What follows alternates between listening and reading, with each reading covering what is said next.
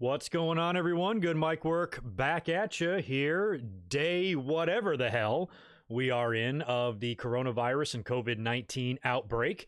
And I'm up here again to discuss some more wrestling news to try to keep ourselves as distracted as possible through this whole thing. I come at you this evening as an unemployed man. My restaurant did have to close down as ordered by the state of California. They've closed down all the bars and all the restaurants, so I had to go get my last check today and file for unemployment, and this is just a whole bunch of fun, isn't it? But not to worry, I'm in the same boat as everybody else, and we're gonna ride this out together. And luckily, I've got I've got unemployment, and the government might send us some money. I've got YouTube, I've got savings. I'll be fine. But this is still just a horrible situation that has absolutely paralyzed the entire globe. It is crazy. I never thought I would see something like this in my lifetime, and one of the major casualties of the virus outbreak, of course, is professional wrestling and everything that has happened since this outbreak got serious. Now, there's a lot to talk about here. I want to come up and discuss the rumor of WrestleMania and discuss a whole lot of other things as well. I was able to check out the Stone Cold Steve Austin and Bret Hart Broken Skull sessions last night. I thought that was a fantastic interview. We'll talk a little bit about that. We'll talk about some other news going around in the world as it pertains to the virus and just all sorts of news as far as that goes. And we'll discuss, of course, WrestleMania and what's going on currently with the WWE, with AEW, with NXT, and what the hell the future holds here. We are in extremely uncertain times at the moment. Nobody really knows what to expect in the future, and nobody really knows how long anything is going to last. This is, as Spaz Phoenix says there in the chat, thank you for the $2, by the way, brother, Corona Apocalypse, and that's kind of what it is. WrestleMania 36.5. So I woke up today with some rumors that a lot of you guys were mentioning to me on Twitter. You guys tagged me in a bunch of stuff about the possibility that maybe WrestleMania is not being moved to the Performance Center after all. Now, I kind of saw the rumors, and I saw that you guys were telling me that, and I was initially kind of dismissive of them because it seemed kind of out of left field, moving WrestleMania to Madison Square Garden on June 7th.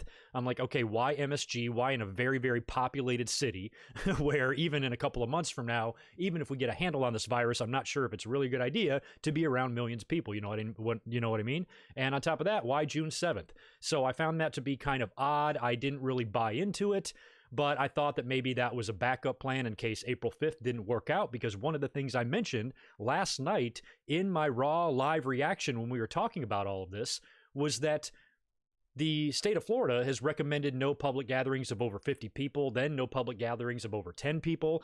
And I even said that even if it was 50 people, it's going to take a hell of a lot more people than that to produce WrestleMania, even if it is in the Performance Center in front of no fans.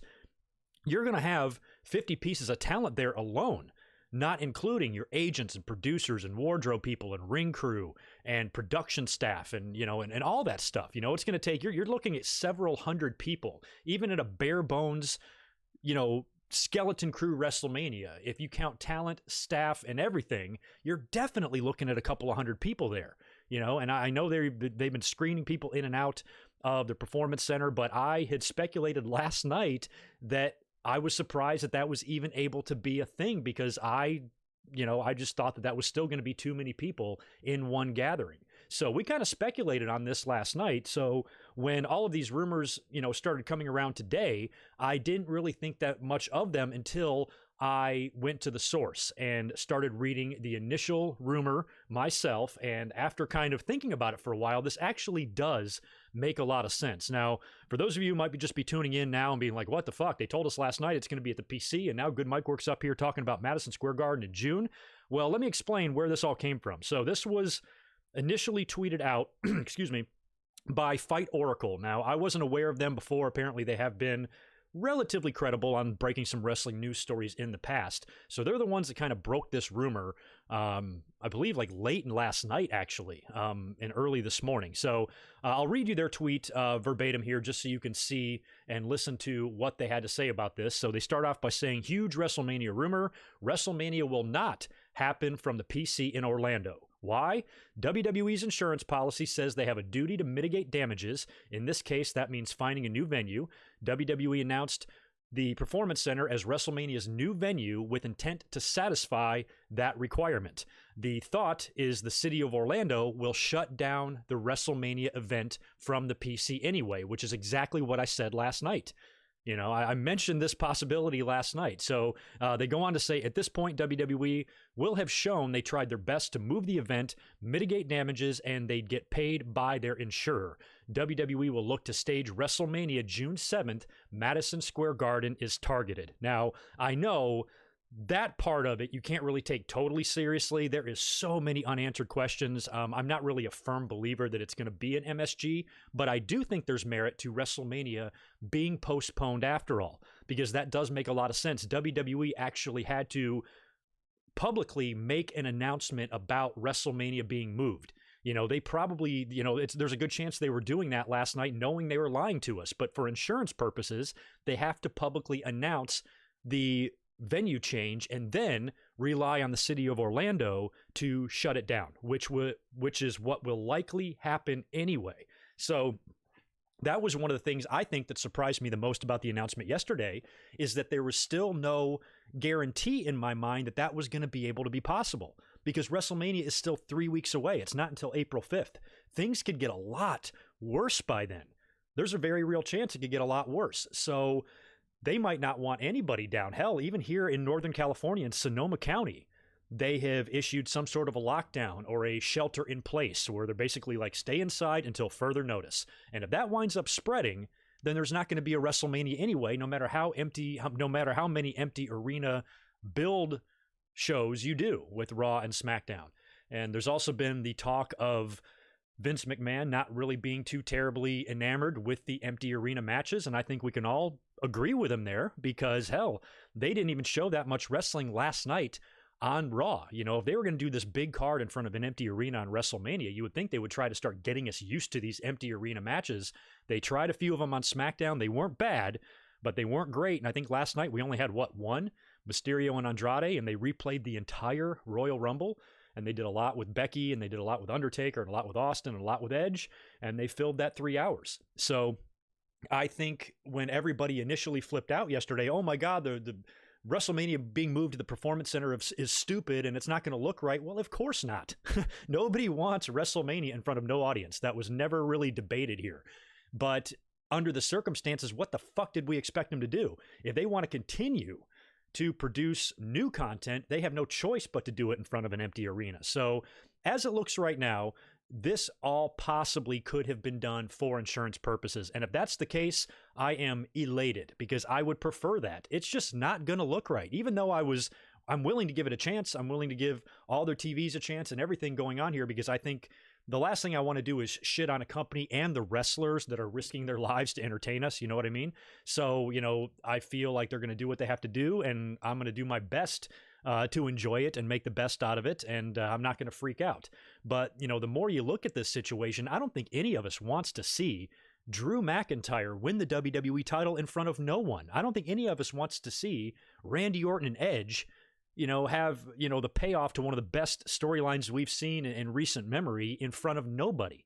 Nobody wants to see that for Rhea Ripley and Charlotte. Nobody wants to see that for anyone really on the WrestleMania card. And we even speculated last night that there's no point for them to do a 15 or 16 match card now, right? Why would they do that? You know, all that shit, all that stuff done in front of an empty arena, that would be boring as hell. So that probably wouldn't be a good idea either. So what we speculated on last night is that maybe they would just do the matches that are currently advertised, maybe a 7 or 8 match card, and that's it. And I think that's a good idea. But even if they do that, that's an awful lot of wrestling. And when you have these long matches that are based on near falls and crowd reaction, it is just going to be so hard. You're going to have to completely book these matches in a different way, in a different style, for no crowd in the arena, because a lot of the ride that you're on is done by the crowd. You know, they really react to everything, and it's just very important to have an audience there. So if there's a virus that's stopping an audience from being there, to me it looks like WWE gave it a shot.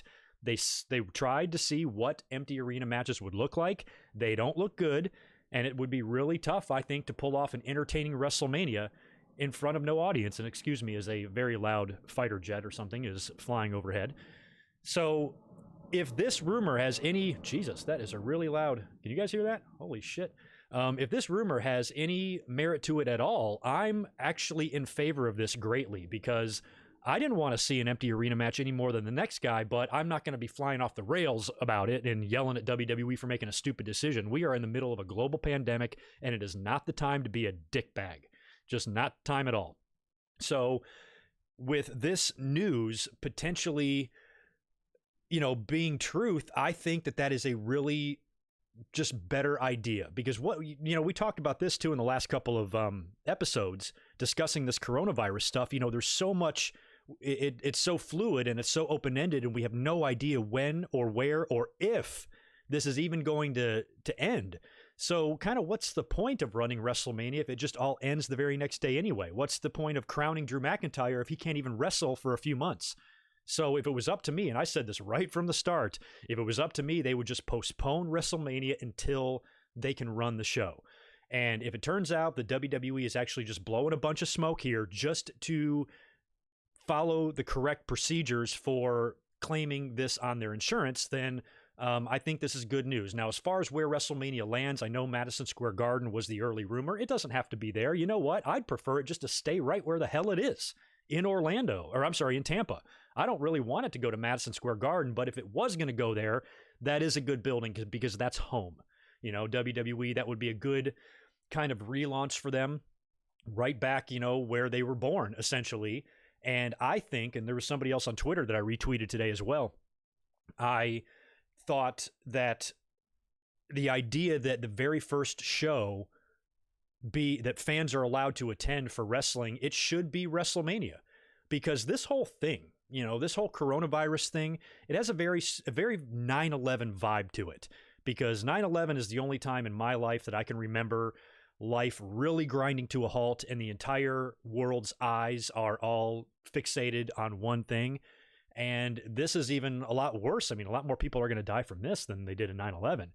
But it kind of still gives you those vibes and those feelings. And when I think about WWE not being able to run shows, and a few months go by, and their very first show back, they're going to run this epic card of WrestleMania. To me, I think that would be pretty special.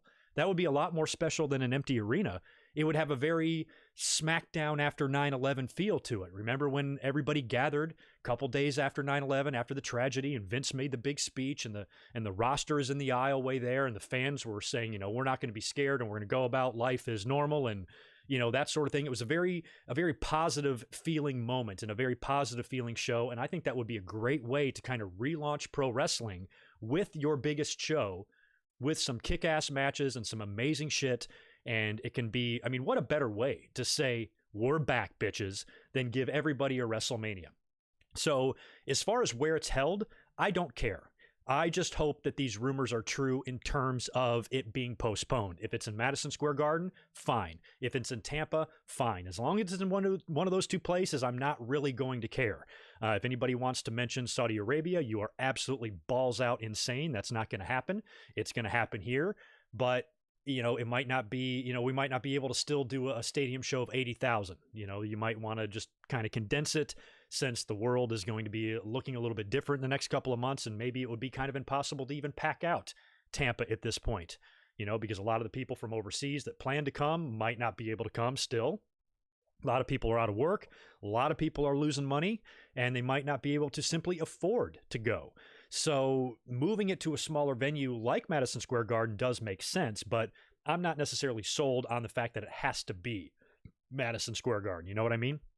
But in terms of the show being moved, I am in favor of that, and I actually really hope they do it.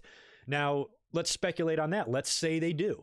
Let's say that, they do move it. Can you really even set a date? I mean, how many times can you change this? Because they basically just not lied. I don't want to say the word lie, but they're telling us April 5th right now, and if that doesn't wind up being the case, and they move it a second time from the Performance Center to somewhere else, there's no guarantee that we can even do it on June 7th. So what do they do here? They're in such a rough situation. And I had mentioned a couple of days ago that if it was up to me, I would just suspend everything. That's including AEW and WWE. Just stop producing TV, stop your storylines in their tracks. It's what you have to do. And when it's safe to return to regular life, then pick business up as usual. So if that's the case, what does WWE do for Raw or SmackDown? And better yet, what does AEW do? Now, both shows could really just run reruns. That would be fine. AEW can only go back about 4 months. WWE can go back about 40 years.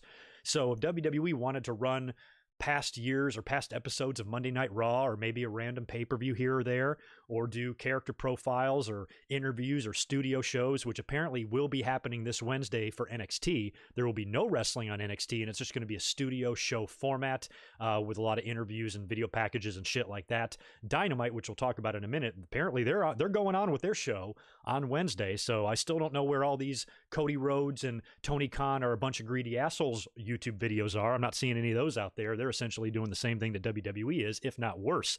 At least WWE has millions upon millions upon millions of dollars in insurance money at stake here, so at least they have a reason to be this way, but AEW is, doesn't seem like they're heeding the warnings either, and if I was working there, I really wouldn't feel comfortable going to work, to be honest. So I think everybody should just chill out and not do anything, and we just need to wait and see. Now, luckily, WWE has got an entire warehouse dedicated just to their video library alone. They are in no shortage of footage and things that they can show on their weekly TV, combine reruns and past matches and matches from the past with current studio interviews and, via satellite stuff. And you can make a TV show. It's just not going to be, what we're used to. And I think I would honestly much prefer that over an entire 3-hour Raw of empty arena stuff. That's why I didn't really care about the Royal Rumble airing on Monday. So what that it aired on Monday? What did we miss? Eric Rowan, against No Way Jose? Did we miss Natty against Sarah Logan in an empty arena match? How good do you think that would be?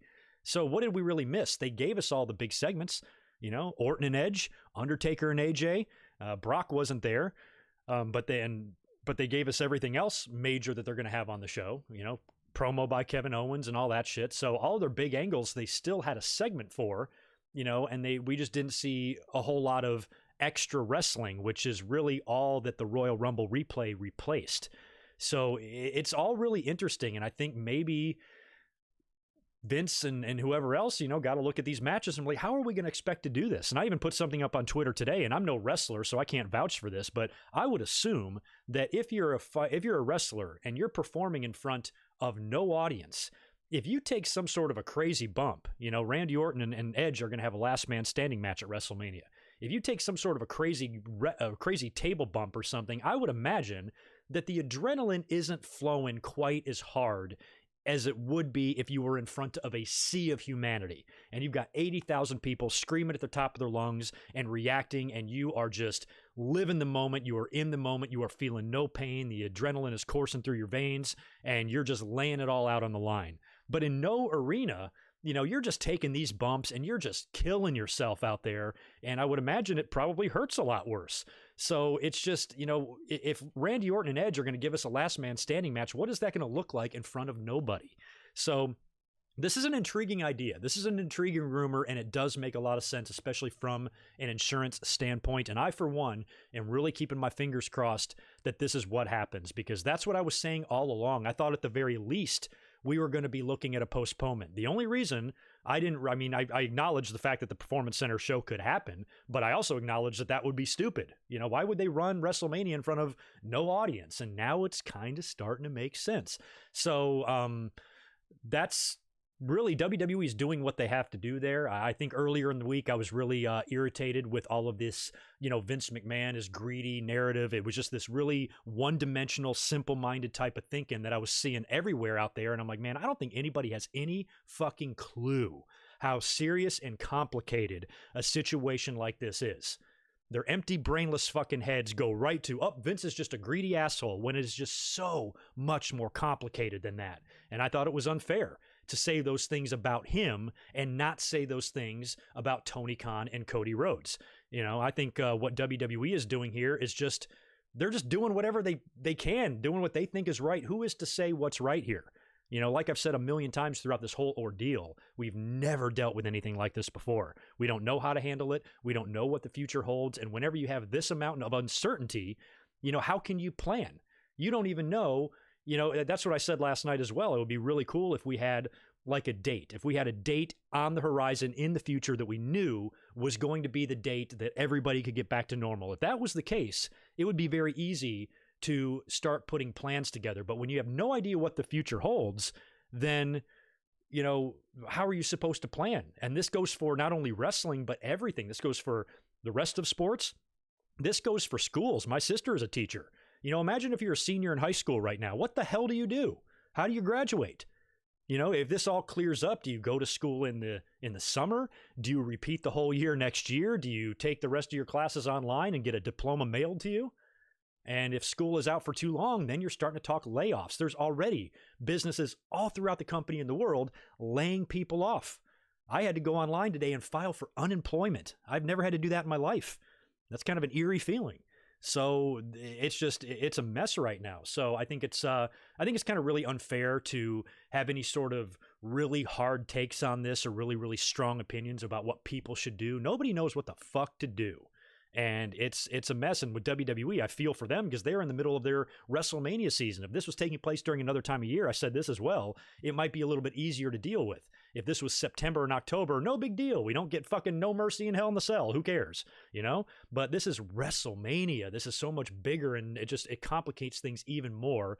And like I said, and it has a ripple effect through the entire wrestling world, the wrestlers in WWE and all of the Tampa Bay workers and the city officials there and the stadium employees and the surrounding businesses, and not to mention the independent wrestlers, which there are hundreds of, that are all booked on shows that are piggybacking off of WrestleMania. WrestleCon is another thing.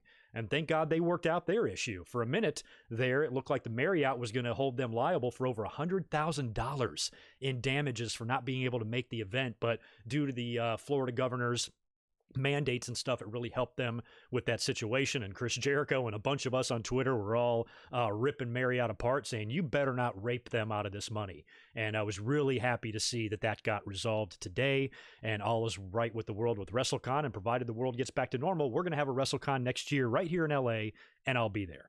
But we got a long way to go until that comes, because we don't know what the future holds. Now, it was also announced last night that there will be no NXT TakeOver. That was canceled outright. And also the Hall of Fame was canceled too. And both of these shows are planned on being rescheduled. They just don't know when yet. And shout out to Georgia Smith, the daughter of the British Bulldog, who tweeted out earlier today that she kind of got word from someone in WWE that WWE is looking to move the Hall of Fame to a different date, and SummerSlam is the targeted date for that. And I think that's perfect. And we talked about that as well the last couple of nights. Boy, we've been talking a lot on this channel because I got nothing else to do. But we mentioned that SummerSlam would make the most sense. And I got like 2 or 3 tweets today from people who told me that they called it, when that really wasn't a hard thing to call. I mean, SummerSlam is the second biggest pay-per-view of the year. It stands to reason that would be a good location for the Hall of Fame to be moved to. So I don't think any of us are Einsteins for being able to figure that out. But I think that's a really good move. And especially Davey, you think about, Davey Boy had his biggest moment of his career at SummerSlam. That would be a really good pay-per-view to combine with the Hall of Fame, and I would be perfectly in favor of that. SummerSlam is scheduled to be in Boston this year, and those fans are probably never going to get a WrestleMania because there is no stadium up there that can hold WrestleMania. Foxborough's outside, and that's too goddamn cold. So it's going to be SummerSlams and Survivor Series and shit like that for Boston, and that's all they're going to get. So if those great fans up there can get a Hall of Fame, I think that would be fantastic. So that's kind of my best case scenario. I don't know what the future holds yet for TakeOver. That might have to be on hold, or they might want to do a TakeOver in an empty arena. But if it was up to me, I'd move Hall of Fame to SummerSlam, and I would reschedule WrestleMania, maybe in the Garden, maybe lock down an arena that can have some flexibility. Because if you go into too late in the year here, then a lot of these stadiums and these places you're going to run are going to have football teams and shit in them, playing in them. So if you can get a little bit of flexibility out of Madison Square Garden and say, hey, if we get an idea, 2 weeks down the line, can we just book the show and we have the building no matter what? They might want to lock that down. So, there's a lot to think about. There's a lot to take in, and there's a lot to consider. And there's just so many factors at play here. There's really no right or wrong answer on how to handle this, and luckily everybody's been pretty cool, as far as, being there for each other and trying to remain as positive as possible. But I really think is kind of a waste of time, and it kind of defeats the purpose to get uppity or get upset with any sort of a decision that's going to be made here from anybody regarding anything, because there's just no way to really know how to handle this, especially in a business like WWE that produces live weekly TV. And you want to try to make a plan for when this is all over, but you just don't know when it's going to be over. So what do you do in the meantime? And I wouldn't want to be Vince McMahon or anybody right now. I would be stressed the fuck out. You know what I mean? I'm already a little bit on edge as it is, and I think I've got things a lot better than some people do. So it ain't a good situation all the way around, and we'll talk more about the virus and some more news that was mentioned today here in a second. Let me knock out a couple of quick super chats, because I do see these things flying in. I appreciate you guys doing that. Spaz, I got you a minute ago. Who is next? Joshua Aparicio, thank you, man, for two of them. Two $2 super chats totaling 4. See my math skills there. Hope you can get back on your feet. Oh man, I'll be on my feet. Don't you worry. I appreciate those two right there. Very nice of you, man. And who else I missed? Devlin, what's up, dude? You're in the house as well. Oh, Nick Musser, brand new Patreon supporter. I appreciate your pledge on Patreon as well, along with the half dozen or so of you that have joined the Patreon page over the weekend. Very cool, and thank you very much. Kevin Durant tested positive for the virus along with 3 other Brooklyn Nets, I believe. So this thing is spreading. Athletes are getting this now, celebrities are getting this now, and we're all going to get it. We're probably all going to get it. It's gnarly. Devlin husband, dude, so good to see you in here, man. I thought about you actually the other day as well, because Devlin is in the military, currently stationed in Hawaii. Thanks for the $5, dude. And until this shit is over, don't send me any more money, man. Take care of yourself and just be safe. I can't imagine your perspective on things and what it's like for you. That's got to be crazy. Oh, and there you go, sending me another 20. What did I just tell you, dude? But anyway, hope I can help as much as possible. Y'all please don't do this unless you can. If you're having any sort of struggles, or if you're getting laid off or having money financial problems, like so many people are, please just keep it and take care of yourself. That's the most important thing here. But I can't thank you guys enough. You guys are just unbelievable. So like who said it a minute ago? Was it Nick? We talked about Kevin Durant. He has tested positive, and that was one of the big stories of the day. Another one is the fact that we're sitting here right now on St. Patrick's Day, the biggest drinking day of the year, and every bar is closed. What kind of shit is this, man? Tom Brady got traded to the Tampa Bay Buccaneers. So Tampa Bay, I guess, they lost WrestleMania but gained Tom Brady. I don't know. Anybody live in Tampa? Was that an even trade? How do you feel? Tom Brady to the Bucs is crazy, man. And Nick, thank you for another $2 asking me this very same question. I didn't think he'd ever leave New England. I knew there was talk of it, but I thought it was just talk. If I was Tom Brady, I'd almost want to stay put. I cannot believe I thought he would already retire when he won the Super Bowl a couple of years ago. So now he's going to the Bucs, and he's away from Belichick for the first time in his life. And, when he came into the league, he was a young man, and now he's the, grizzled veteran, and he's going to a brand new team with a brand new staff, and so ingrained in that New England culture. I don't know how he's going to do it down there. Peyton Manning left the Colts, and he was able to go to another team. But, I don't know. You football fans tell me, was the Broncos team that Peyton went to better than the Bucs team that Tom Brady is going to? And I'm interested to see how Tom Brady performs. And I mentioned this on Twitter too. If Tom Brady has any sort of success in Tampa at all, he doesn't necessarily have to win the championship, but if he shows me that he can operate outside of that system in New England, then I will consider, saying that he's a better quarterback on the field than Peyton Manning. But until that happens, in my mind, Tom Brady is Hulk Hogan and Peyton Manning is Bret Hart. I think that's, one of the best comparisons of those two quarterbacks, because Tom Brady, he's got the flashy, lifestyle, and he's got all the rings, just like Hogan had all the titles, but fundamentally and athletically, he's not as good a quarterback as somebody like Peyton Manning, who's just like a student of the game, like Bret Hart was, and whose family plays football like Bret Hart's did with wrestling and stuff. So I think Tom Brady and Peyton and the Hogan and Bret comparison is very accurate there. And we'll see what Tom Brady does. That's really interesting. But, we got to get through this. We got to hope we can even play football. Because one thing, I talked about with a couple of people I knew today, and I'll get to these super chats rolling in here in just a second, is that it's conceivable. It's very conceivable that this might not be over in June. You know, we might be talking 3 months, 4 months. We might be talking the end of the year. It might not be until November that anything can happen. And can you imagine that? November's like, what, 7 months away or 8 months away? That's crazy, man. And it's possible. We just don't know. I mean, this thing is spreading, and, you know, it just depends on how everybody handles it and how strict the regulations get as far as, you know, what you can and can't do. And just seriously paralyzing the nation here. And I know there's been talk of Uncle Sam sending us all a few bucks. I've heard the quote of $1,000 a month for every single American, no matter what. You don't have to sign up for it or nothing. It's just going to come in the mail to you. And that's really what you would expect a government to do. But honestly, that's not enough. You know, I couldn't live off that. That's all I was getting. So, you know, there's people that are, you know, really going to struggle from this, and it's going to have a lasting effect on the entire world, not just us, but our friends down in Mexico and our friends up north in Canada and across the pond and Australia, all across Europe, Japan.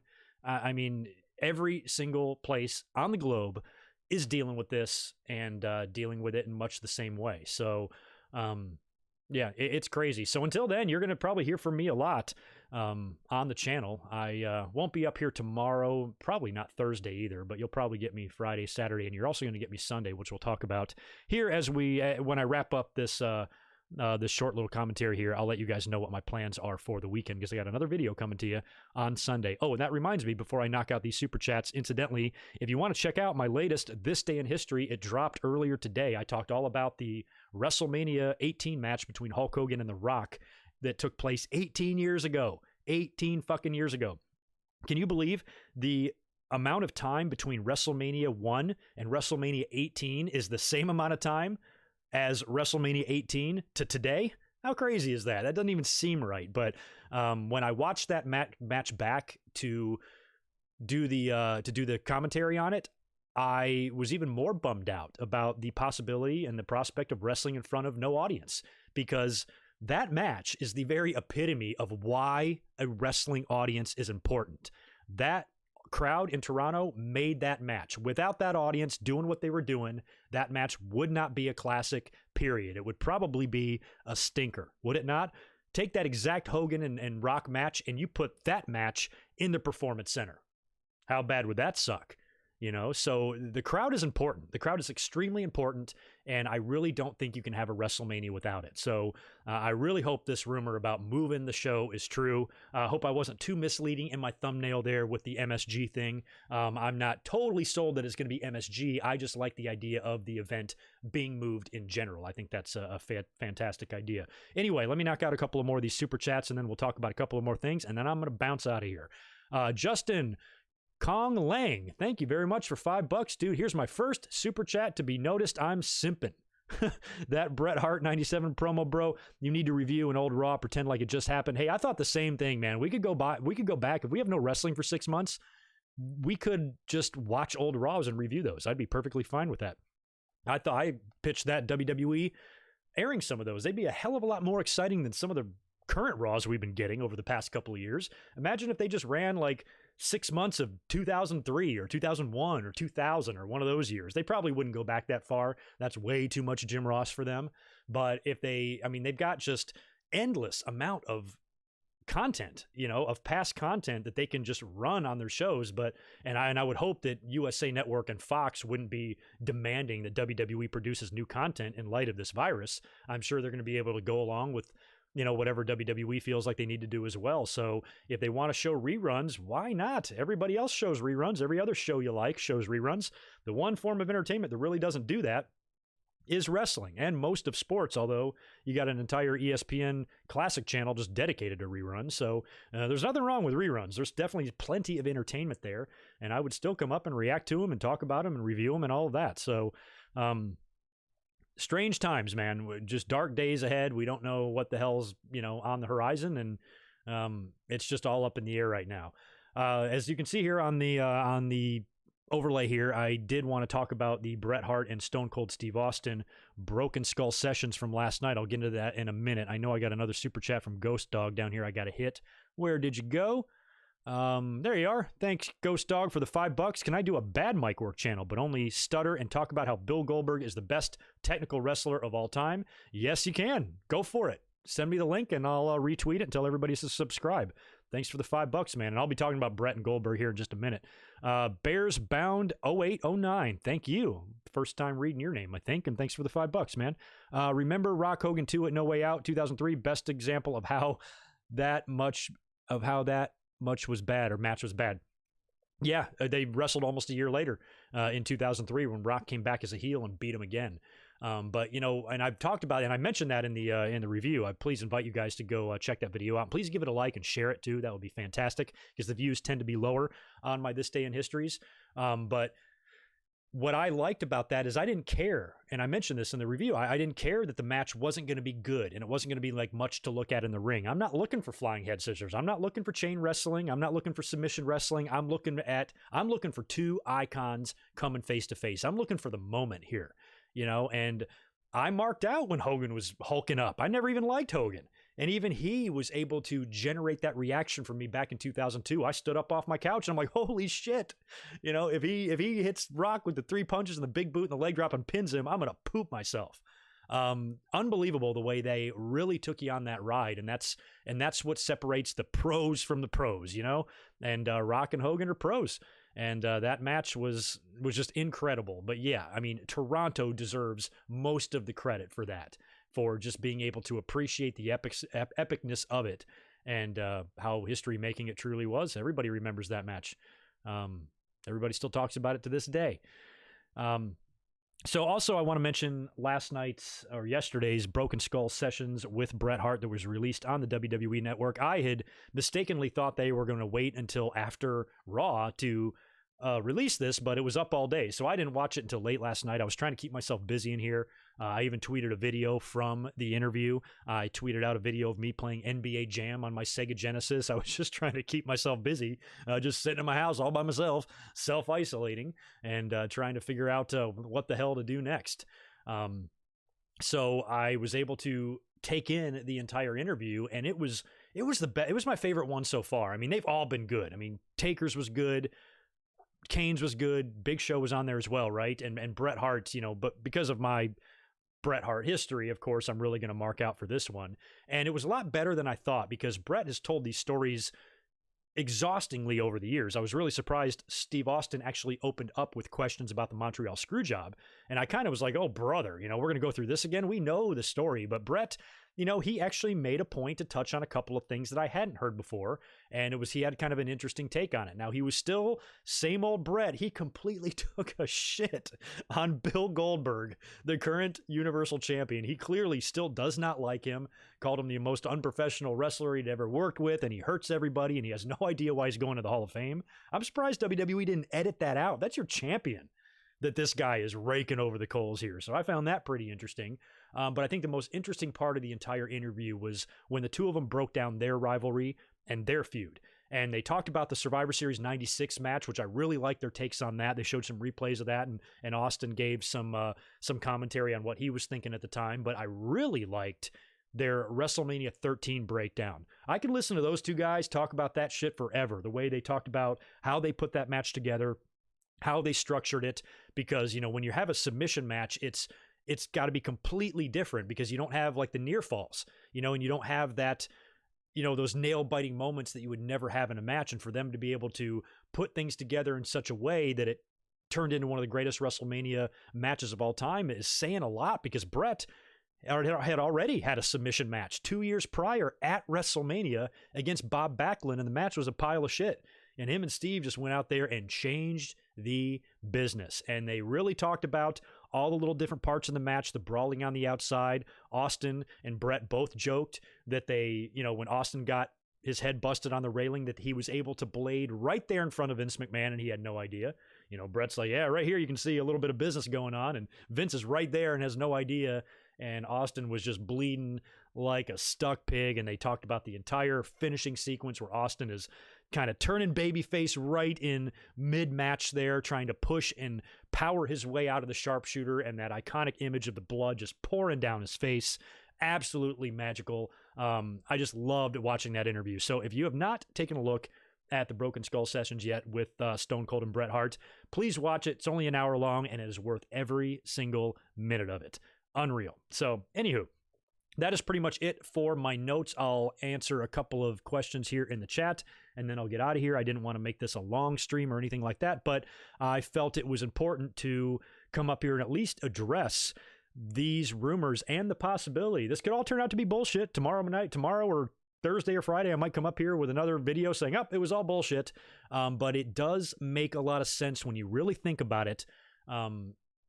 What's being reported here from an insurance standpoint, WWE is probably doing and following the necessary steps to make sure that they don't lose their ass on WrestleMania. And you certainly can't blame them for that. No, that's not greed. That's just business. That's the way any business is going to run. And, that's the way it is. I got a harsh dose of reality as well with my rental company. When I just kind of inquired with them, I'm like, do you guys have any ideas or plans yet for some of the tenants here that might have a difficulty paying the rent if they're out of work? And, and they kind of like shot me down a little bit. We're like, well, we're going to take it by case basis, but, not really. And then one of the ladies was like, toilet paper isn't free. And I was like, look, bitch, I'm not buying $2,100 worth of toilet paper. I don't want to give you guys, $2,000 if I'm not making any money, So I was just kind of wondering, are you going to do anything? And as of right now, they're kind of not. They're probably going to give people a break on their rent, probably waive late fees, probably allow people to pay late. But in the end, they're going to get their money. Why? Because it's a business. And that's all WWE is doing here. So earlier on in the week, any arguments I got with people on Twitter or anything like that, or my debates with Just Alex, is just basically about the irresponsible nature of the narrative that everybody's pushing about everything is about Vince McMahon's greed and nothing else. And I think that's just unbelievably and jaw-droppingly short-sighted and just flat out untrue. And hell, I mean, does anyone have sympathy for the guy or the WWE? I mean, all these wrestlers who, cannot count on this show as part of their career and income. I mean, if I'm a young wrestler, the clock's ticking. You got an hourglass there. You can't wrestle forever. So you're just burning, the best moments of your life here sitting on your ass because of this pandemic. It sucks for everybody involved. And I think people were just a little bit too fixated and had this weird Vince McMahon fetish that was just impossible to let go of. And I just think it's so much deeper than that, and it's so much more complicated than that, and it's not as simple as all the cynics want it to be, and all you got to do is just watch the news or look out your front fucking door and watch how this thing has completely paralyzed the globe. And I think it's unfair to assholishly criticize somebody for a decision that they're making in order to deal with this, because what the fuck what would you do? Could you do it any better? I know it's easy to sit here in our computer chairs and pass judgment on what everybody's doing. We're sitting on our ass. We're not in the trenches trying to make these decisions and figure out which way is up and what to do next. There's no way to know that. You just have no way of knowing that, and it's probably really stressful times for a lot of people. I'd hate to be in a job like this where not only I have to stress out about the virus itself and the effects it's going to have on me or my family, but I got to worry about being stressed about what the hell are we going to do about WWE? Is wrestling going to exist anymore? Has wrestling had its last show? I would guess no, but who's to say that this doesn't just infect 100% of the population? I mean, I guess if it does, we can all go out and enjoy ourselves because everybody's got it. But, if it affects, 30% of the population, why, unless we have a drug ready or a vaccine, which we won't, it's going to take years to produce something like that. If there's still all these people that are infected and contagious, why would we start letting people go back to their lives in 2 months? That's what's worrying me, is that I don't think, this June 7th date is a wonderful idea. I'd love nothing more for WrestleMania to be moved to that date, whether it be at MSG or Tampa. But who's to say why would June 7th be okay? What would be better in June? It just seems to me the way this virus is that it's just going to spread and not stop spreading. Summer months, flus tend to go away and shit like that, but it's still, you're gonna have a bunch of people infected and I don't know. There might be no end in sight. In my personal life, with my restaurant, when I went in there today and, we were clearing out the walk-in cooler and taking all the perishable food and giving it to the staff, and, the staff sat up at the bar and drank all the open wine and had a few beers and drinks in there and all of that shit. But, aside from that, you just don't know, what the future holds. And it's like just extremely scary, So when I had to go in there and potentially see my work for the last time, and I don't know how long. It was kind of nuts. We even changed the locks at work because, a lot of employees have keys, or some of them, some of the kitchen guys and stuff. And, just who knows, if times get bad, we don't want people coming in there just kind of helping themselves and shit. So it's just, it's scary, and I live at the beach I work at the beach, and just driving down there today. And it was a gorgeous day like San Diego always is. And just the ocean and the sky and everything just looked fabulous. You would never know that there's a pandemic going on, but there's just like no cars on the road. People are just hunkering down and staying in. So whatever you guys are doing, I hope that's what you're doing. I hope you've gotten as much that you can from the store. I actually went into the store today. There's still plenty of stuff there. Still no toilet paper and shit like that, but I was able to find some bread. The meat counter is back stocked up again, so it's not like we're starving. And like I've mentioned before, I live across the street from a Chick-fil-A, and cars are wrapped around that thing. So nobody is too scared to get a chicken sandwich, that's for sure. So I hope that the storm is weatherable. I was talking to my friend today on the phone, actually. Talking to my best friend back in North Carolina, and talking about how it's a good thing that we're in 2020 and not 1985. I sure am glad that we've got the internet and we've got endless amounts of entertainment, whether you're into video games or movies or, whatever. We've got ways to pass the time. Where, back in the day, you'd be playing a whole lot of checkers and a whole lot of solitaire and doing a whole lot of crossword puzzles. At least if I have to be locked in my house for weeks, I can always keep myself entertained and occupied with doing something in terms of the technology we have now. So it's a good thing because at least you can talk to your loved ones. You can text multiple people at a time, where if this was happening 40 years ago, you wouldn't know when you'd even see your mother again. Now you can just take a picture and text it to her. Here's my face, so you can keep into contact with your loved ones. And I think we're at least a little bit fortunate to have something like this happen in this technological age where we can still be in constant communication with our loved ones and our friends. And I think that's very important. And Jonathan Coleman points out porn time. I really liked that the story that what site was, a Pornhub. I guess they were giving out, they must have like a premium tier or something, like a paying service. And I guess they're giving out free porn to all the people in Italy who are just stuck in their house. That's very nice of them. That's how you solve the world's problems right there. I like how he calls it porn time. That's really good. Oh, and also, too, I want a moment of silence, and very serious situation as well transpired last night, and I've been worried about it and a little bit stressed out about it ever since. I want to wish the very, very best, and I mean this from the bottom of my heart, the very, very best for the testicles of Byron Saxton. He took a hard shot from Stone Cold last night, right in the balls. Square in the balls, as Stone Cold would say in his tweet. Poor Byron, but he took it like a boss, ate his stunner, and sold it well. And yeah, I'm sure he's got a couple of swollen grapefruits today. Best of luck, Byron. You were hilarious last night, and get well soon. So yeah, anyway, that's about all I got to say here, really, other than just thank you for hanging out. One thing I will say about the channel lately is I've been really happy about the audience on the live streams and the views, and the subscribers are climbing a little bit again, and I think that's fantastic. So I appreciate all of you guys supporting me, because guess what? With my restaurant job now being temporarily non-existent, this is my full-time job. This is my main job, is now YouTube.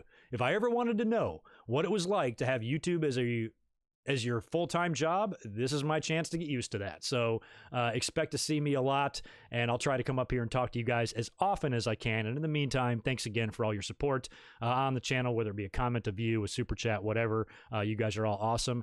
Please shoot me a follow as well over on Twitter. I'm trying to get to 5,000 followers. I'm only a few dozen away from that, so I think we can get there in the next few days if people follow me. So if you're on that site, go over there and use it. And another thing I've been toying with the idea of doing in my free time is maybe starting an Instagram page. So maybe you will see the channel over there. I think that would be good publicity for the channel and another, platform for me to promote my shit. So I might get into that and start delving into a little bit of that during this time off, and just try to work on the channel. That's all I can really do, is just play with the channel, play with myself, as it were. And yeah, who just said it there, Liam Sheely, please do what he said and smash that like button and get this engagement up, and the channel will continue to do well, I think. So anyway, that is it for me. Feel free to leave all of your comments about this whole situation. What do you think they will do? What do you think they should do? leave it in the comments below. We're all in this together, and my guess and my opinions and my takes on this, honestly, are no good and are no better than any of yours, because we really don't know, what to expect here. All we're doing is just doing our best just to figure it out is the best way I can put it. So anyway, I will stop rambling and mumbling now, and I will get the hell out of here. You guys have a great rest of your night, and I will catch you in just a couple of days. Be good. Peace.